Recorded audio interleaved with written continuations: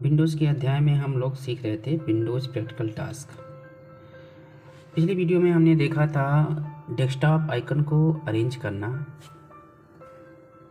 Wallpaper बदलना, screen saver set करना, desktop theme बदलना, फाइल और फोल्डर बनाना तथा नाम बदलना।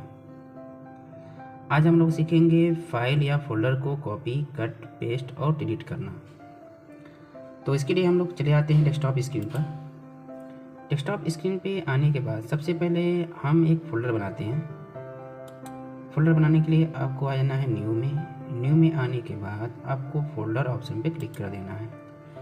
जैसे ही क्लिक करेंगे यहाँ पे डेस्कटॉप पे एक न्यू फोल्डर नाम का एक फ़ोल्डर क्रिएट हो जाता है। अब इसका हम लोग नाम चेंज करते हैं। नाम चेंज करने के लिए आप चाहे तो राइट क्लिक करके रीनेम भी कर सकते हैं या फिर कीबोर्ड से फंक्शन बटन F2 भी प्रेस कर सकते हैं। तो चलिए हम लोग फंक्शन बटन का इस्तेमाल कर लेते हैं F2। जैसे ही आप F2 प्रेस करते हैं तो रीनेम करने का ऑप्शन दे देता है। तो अब यहाँ पे जैसे मान लीजिए हमें इसका नाम रखना है वॉलपेपर। अगर हमें मान लीजिए कोई वॉलपेपर का एक इमेजेस रखनी है इसके अंदर, तो हम इसका नाम भी रख देते हैं वॉलपेपर। ठीक है, तो वॉलपेपर इसका नाम रखने के बाद बाहर क्लिक कर देना है। उसके बाद जो भी पिक्चरें आपकी हैं वॉलपेपर से संबंधित, उन सभी पिक्चरों की कॉपी हमें इसके अंदर रखनी है। तो इसके लिए हमें करना क्या होगा, जैसे कि मान लीजिए हमारे पास कुछ वॉलपेपर की पिक्चरें हैं, जैसे कि ये पिक्चर हो गई, ये पिक्चर हो गई और कुछ और पिक्चर हैं जैसे ये पिक्चर हो गई। तो हमें इन सभी पिक्चरों को वॉलपेपर वाले फोल्डर के अंदर रखना है, इसकी एक कॉपी रखनी है। ठीक है, तो कॉपी रखने के लिए हम लोग क्या करेंगे, पहले इनको सेलेक्ट करेंगे। सेलेक्ट करने के लिए आप जो है माउस से लेफ्ट बटन का इस्तेमाल करके लेफ़्ट क्लिक करेंगे। तो जैसे मान लीजिए हमने इस फाइल को सेलेक्ट करना है, इसको क्लिक किया। अब हमें इस फाइल को सेलेक्ट करना है, इसको क्लिक किया। तो जैसे हम इस फाइल को सेलेक्ट करते हैं तो पिछली वाली जो फाइल हमारे सेलेक्ट थी वो डीसेलेक्ट हो जाती है। तो हमें यहाँ पे क्या करना होगा, मल्टीपल चॉइस करना होगा। तो मल्टीपल चॉइस करने के लिए हम लोग कंट्रोल का इस्तेमाल करेंगे। कंट्रोल बटन जो होता है वो एक साथ मल्टीपल चॉइस करने के लिए यूज किया जाता है। तो हम लोग अपने कीबोर्ड से कंट्रोल बटन को प्रेस करके रखे रहेंगे, जब तक प्रेस करके रखे रहेंगे जब तक कि हम लोग जितनी फ़ोटो सेलेक्ट करना उतनी सेलेक्ट ना हो जाए। जैसे हमने कंट्रोल बटन इस समय प्रेस करके रखा हुआ है, उसके बाद आपको जिस फ़ोटो को यानी कि वॉलपेपर फ़ोटो को अगर आपको सेलेक्ट करना उस पर आप क्लिक कर दो। जैसे हमने इस पर क्लिक किया, इस पर क्लिक किया और कोई फ़ोटो है, हाँ इस पर भी क्लिक कर लेते हैं। चलिए 3-4 फ़ोटो हमने जो है क्लिक कर लिया है। अब इन सभी फ़ोटो को क्लिक करने के बाद कॉपी करना है। तो कॉपी करने के लिए आपको क्या करना होगा, आप चाहे तो शॉर्टकट की Ctrl+C का इस्तेमाल कर सकते हो या फिर राइट क्लिक करके भी आप कॉपी कर सकते हो। जैसे हमने इतने सारे फ़ोटो कॉपी कर सेलेक्ट कर लिया है, तो किसी एक फ़ोटो पर राइट क्लिक करना है, उसके बाद आपको कॉपी पर क्लिक कर लेना है। कॉपी पर क्लिक करने के बाद अब आपको उस जगह पर जाकर पेस्ट करना होगा जहाँ पर आप रखना चाहते हो। तो हमें इस वॉलपेपर वाले फ़ोल्डर के अंदर रखना है, तो इसको हम लोग ओपन कर लेते हैं। तो इसको राइट क्लिक करके हम लोग ओपन कर लेते हैं। फोल्डर ओपन करने के बाद फिर यहाँ पे आपको क्या करना है, पेस्ट करना है। तो पेस्ट करने के लिए आप चाहे शॉर्टकट की का इस्तेमाल कर सकते हो। तो पेस्ट का शॉर्टकट की जो होता है वो Ctrl+V होता है, या फिर आप राइट क्लिक करके भी पेस्ट कर सकते हैं। तो इस तरह से देखिए हमारी सारी फ़ोटो जो है जो हमने सेलेक्ट किया था वो हमारे वॉलपेपर वाले फ़ोल्डर के अंदर आ चुका है। तो ये हो गया कॉपी पेस्ट करने का।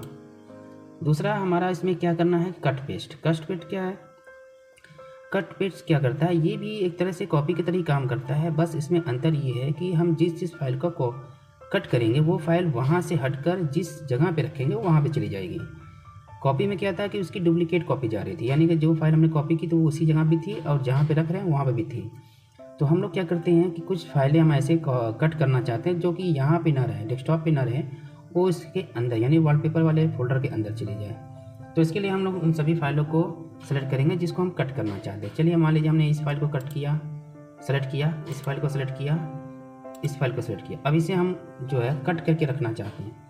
तो इस पर चाहे तो इसका शॉर्टकट की इस्तेमाल कर सकते हैं, Ctrl+X होता है, या फिर राइट क्लिक करिए, कट का इस्तेमाल करिए। यहाँ पे कट दिया है, कट करिए। फिर इसके बाद आपको करना क्या है, लगता है कि हमारा वॉलपेपर वाला फाइल भी कट हो गया है, तो इसको हम लोग डीसेलेक्ट कर देते हैं। वापस से कंट्रोल बटन को प्रेस करना है, आपको इसको डीसेलेक्ट कर देना है ताकि ये फाइल जो है कट ना हो। ठीक है, अब यहाँ पे इसको ओपन करते हैं।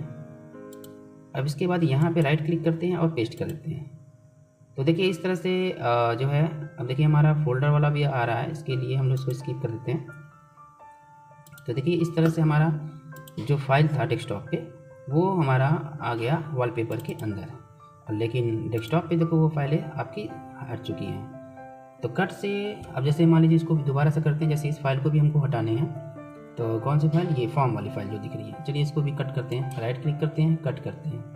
अब इसके अंदर वापस ले जाते हैं और यहाँ पे देखिए हम लोग पेस्ट कर देते हैं। देखिए फॉर्म वाली फाइल यहाँ पे तो है, लेकिन डेस्कटॉप पे से वो फाइल हट गई चुकी है। तो इस तरह से कट, कॉपी, पेस्ट का इस्तेमाल हुआ। अब हम डिलीट का इस्तेमाल करते हैं। डिलीट क्या होता है, जैसे हमें कोई फ़ाइल डिलीट करनी है, तो डिलीट करने के लिए आपको जिस फाइल को डिलीट करना है उस फाइल पे आप चले जाइए। जैसे कि मान लीजिए हमें ये फाइल डिलीट करनी है, तो इस फाइल पे आप राइट क्लिक करिए, डिलीट ऑप्शन दिख रहा है, यहाँ पे आप डिलीट कर सकते हैं।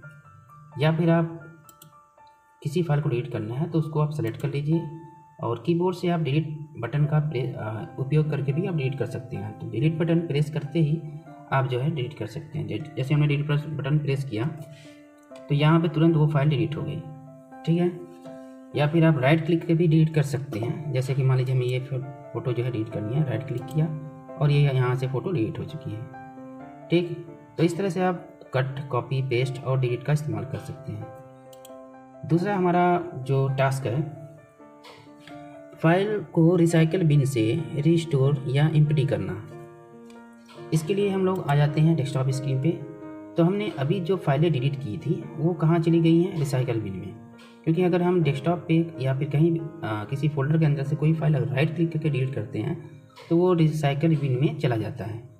तो रिसाइकल बिन से आप चाहे तो उसको वापस रिस्टोर भी कर सकते हैं। तो चलिए हम रिसाइकल बिन का आइकन देखते हैं। तो ये रिसाइकल बिन का आइकन हमारा यहाँ पे पड़ा है, तो इसको हम लोग राइट क्लिक करके ओपन कर लेते हैं। ओपन करने के बाद अब इसमें देखिए कुछ फाइलें दिख रही हैं हमारी। जैसे हमें इसको रिस्टोर करना है तो इस फाइल को यहाँ पे राइट क्लिक करना है और उसके बाद रिस्टोर करना। अब ये फाइलें देखिए आपकी कहाँ चली गई, डेस्कटॉप पे, जो हमने यहाँ पे भी रिस्टोर किया है। उसी तरह से जो है हमें अन्य फाइलों को भी रिस्टोर करना है तो आप राइट क्लिक करके रिस्टोर कर सकते हैं। या फिर एक साथ सभी को करना है तो कंट्रोल ए का इस्तेमाल करके आप पूरी को फाइल को सेलेक्ट कर सकते हैं और एक साथ जो है आप रिस्टोर कर सकते हैं, ठीक है। अब रही बात एम्प्टी करने की। एम्प्टी क्या होता है, जैसे रिसाइकल बिन में जो भी फाइलें पड़ी रहती हैं तो आप इसको रिस्टोर करके वापस भी ले सकते हो, लेकिन एम्प्टी जब कर देंगे तो उसमें क्या होती है, जितनी भी रिसाइकल बिन में फाइलें रहेंगी वो पूरी तरह से डिलीट हो जाती हैं। जैसे कि मान लीजिए हमने ये फाइल डिलीट, अभी कुछ फाइलें हम लोग फिर से उसके अंदर डिलीट करके रख देते हैं। जैसे मान लीजिए ये म्यूजिक वाला फाइल है, इसको अभी हम लोग यहाँ से डिलीट कर देते हैं। अब ये कहाँ चली गई, रिसाइकल बिन में। तो रिसाइकल बिन में जाने के बाद आप चाहे तो इन सभी फाइलों को एक साथ डिलीट भी कर सकते हो या फिर बारी बारी से भी कर सकते हो। जैसे हमें इसको बस हटाना है तो इस पर राइट क्लिक करिए, डिलीट ऑप्शन का इस्तेमाल करना है, डिलीट कर देना है। या फिर आप एक साथ सब डिलीट करना चाहते हो एक ही बार में तो मैनेज में चले जाना है और एम्प्टी रिसाइकल बिन दिख रहा है, इस पर आपको क्लिक कर देना है। जैसे क्लिक करेंगे यहाँ पे मैसेज आ जाएगा आपका, are you sure you want to permanently delete this file, ठीक है। तो आपको क्या करना है, इसको यस कर देना है। जैसे यस करेंगे सारी की सारी फाइलें जो है खाली हो जाएंगी, यानी कि आप रिसाइकल बिन में से पूरी तरह से वो डिलीट हो चुकी हैं। अब इसे आप वापस हासिल नहीं कर सकते हैं। यानी रिसाइकल बिन में जब तक आप उसको डिलीट नहीं करते हैं तब तक वो फाइलें आपके कंप्यूटर में ही रहती हैं। जैसे डिलीट कर देते हैं तो सारी फाइलें जो होती हैं कंप्यूटर से पूरी तरह से डिलीट हो जाती हैं। तो ये हो गया आपका फाइल को डिलीट करना, ठीक है, डिलीट करना और साथ ही साथ इसको रिस्टोर करके वापस हासिल करना। अगला जो हमारा टॉपिक है, अगला जो हमारा टास्क है वो है फोल्डर प्रॉपर्टी देखना और फाइल साइज और टाइप चेक करना। अब इसके लिए भी हम लोग आते हैं डेस्कटॉप पे। जैसे मान लीजिए हमारा फोल्डर है, फोल्डर की प्रॉपर्टीज़ अगर हमें देखनी है तो हमें प्रॉपर्टीज़ देखने के लिए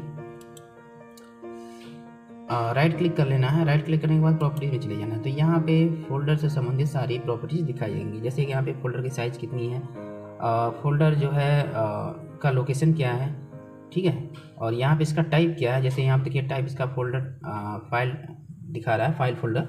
उसी तरह से अगर मान लीजिए इसके अंदर हम किसी फाइल का प्रॉपर्टीज़ देखना चाहते हैं तो उस फोल्डर पे के अंदर जाना है। अब उसके बाद इसको राइट, जिस फाइल का आपको प्रॉपर्टीज़ देखना है उस फाइल पर राइट क्लिक करना है।